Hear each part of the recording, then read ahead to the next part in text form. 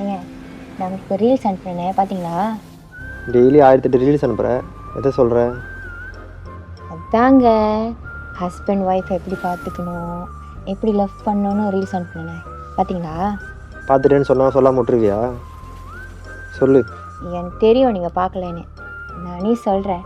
Wife ப்ரெக்னெண்ட்டாக இருக்கும்போது husband நல்லா அண்டர்ஸ்டாண்டிங்காக இருக்கணும், பேசும்போது லிசன் பண்ணணும், அவங்களுக்கு கை கால்லாம் மசாஜ் பண்ணணும், முக்கியமாக டாக்டர் அப்பாயின்மெண்ட்க்கு கரெக்டாக கூட்டிகிட்டு போகணும், அப்புறம் அவங்களுக்கு பிடிச்ச சாப்பாடெல்லாம் சமைச்சு கொடுக்கணும்.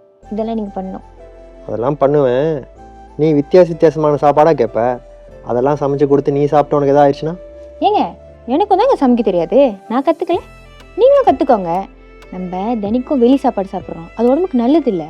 ஸோ நம்ம என்ன செய்கிறோன்னா, நம்ம 2 பேரும் இப்போ வேலை செய்கிறோம்ல, ஸோ நம்ம சீக்கிரம் எழுந்திரிச்சு நமக்கு பிரேக்ஃபாஸ்ட் லஞ்ச்லாம் ரெடி பண்ணிவிட்டு அதுக்கப்புறம் ஆஃபீஸ் போவோம். என்னால் சீக்கிரம்லாம் எழுந்திரிக்க முடியாது. ஸோ நீங்கள் என்ன பண்ணுங்கள், நீங்கள் 4 மணிக்கு காலையில் எழுந்திரிச்சிங்கன்னா தான் எல்லாத்தையும் சமைச்சு ரெடி பண்ணி ஆஃபீஸ் போக கரெக்டாக இருக்கும். விடிய காலம் 4 மணிக்கெலாம் எழுந்திருக்கணுமா? ஏண்டி நான் படுக்கிறதே 12 மணி ஆயிரும். இதில் நான் எங்கடி தூங்குறது? அப்போது ஒரு மேட் ஹையர் பண்ணுங்கள். அதெல்லாம் பண்ண மாட்டிங்களே? சரி விடுங்க, நானே ஒரு ஐடியா கொடுக்குறேன். நைட்டு 10 மணிக்கு நீங்கள் தூங்குனீங்கன்னா காலைல 5 மணிக்கு எந்திரிச்சிடலாம். ஸோ உங்களுக்கு 2 மணி நேரம் இருக்குது நீங்கள் எல்லாம் சமைச்சு ரெடி பண்ணுறதுக்கு. நீங்கள் ரெடி பண்ணதும் நான் 7 மணிக்கு ஆஃபீஸ்க்கு போயிடுவேன், நீங்கள் 8 மணிக்கு போங்க. உங்களுக்கு எந்த டிராஃபிக் ப்ராப்ளம் இருக்காதுல்ல? சரிம்மா.